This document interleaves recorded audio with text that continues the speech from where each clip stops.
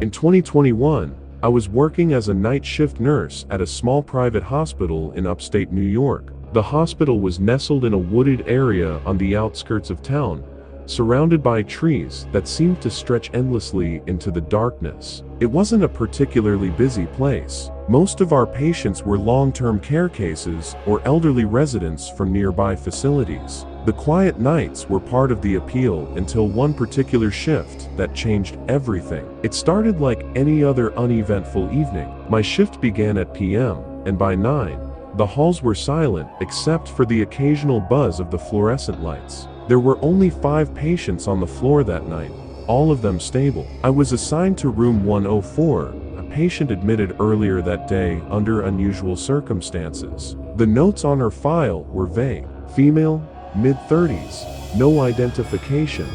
Brought in by local police after being found wandering on a highway several miles from town. She had no visible injuries, but appeared disoriented and unresponsive. The police suspected amnesia or trauma, so they left her in our care for observation. Her chart listed her as Jane Doe.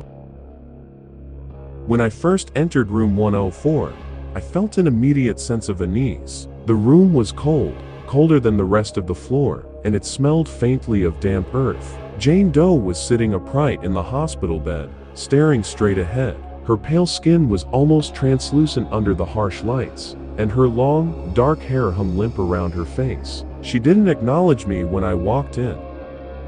"Good evening," I said, keeping my tone gentle. "I'm your nurse for tonight. How are you feeling?" She didn't respond. Her eyes, dull and gray, remained fixed on a spot on the far wall. I followed her gaze, but saw nothing unusual, just the plain, cream-colored paint of the room. I checked her vitals. Everything was normal: pulse, blood pressure, oxygen levels. Physically, there was no reason for her silence. I tried speaking to her again, asking simple questions. "Do you remember your name?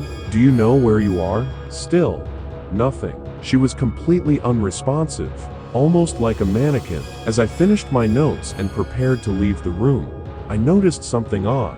Her hands, resting on the blanket, were caked with dirt under the nails. It struck me as strange, given that the police had found her on a paved highway. I made a mental note to mention it to the doctor in the morning. The rest of the night was uneventful until around a.m.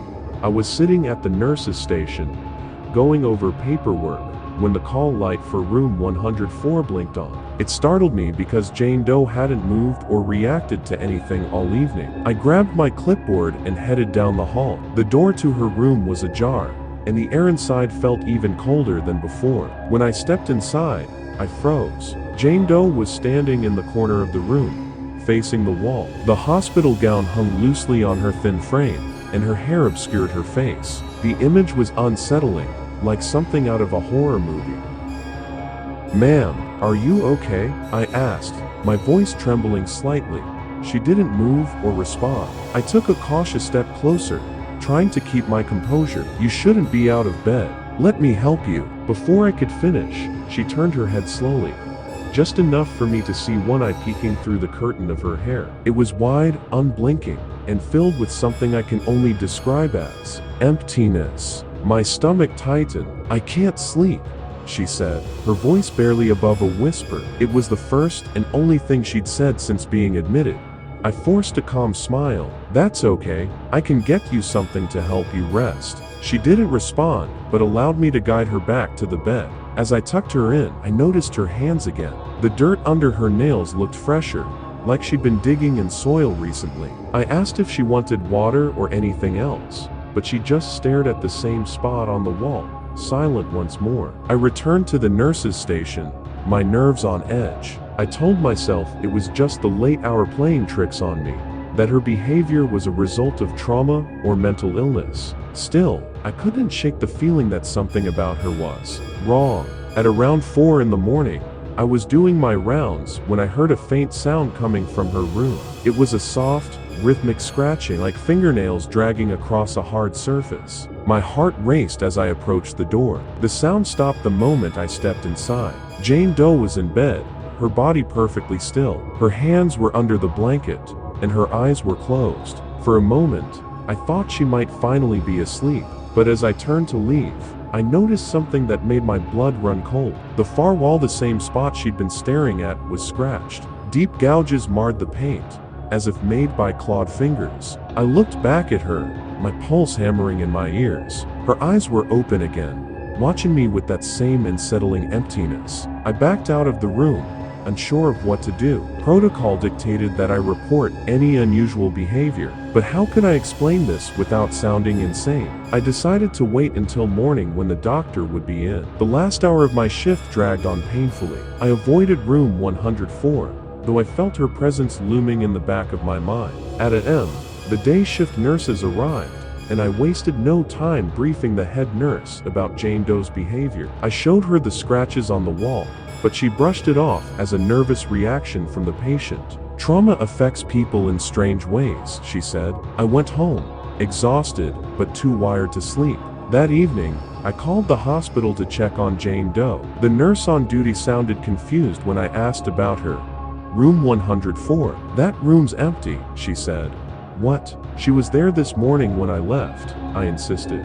There's no one by that name on our roster. Are you sure you have the right patient? I hung up, my hands trembling. The next day, I went back to the hospital and demanded answers. The doctor told me Jane Doe had been discharged earlier that morning, but when I asked who had picked her up, he hesitated. I'm not sure, he admitted. There's no record of a family member or friend. The paperwork just says she was released. I checked room 104 before leaving. The scratches on the wall had been painted over, and the room was spotless. It was as if she had never been there at all. For weeks after, I had recurring nightmares of her face, those hollow eyes watching me. I began to notice strange things at home: dirt smudges on my windows, faint scratching noises at night.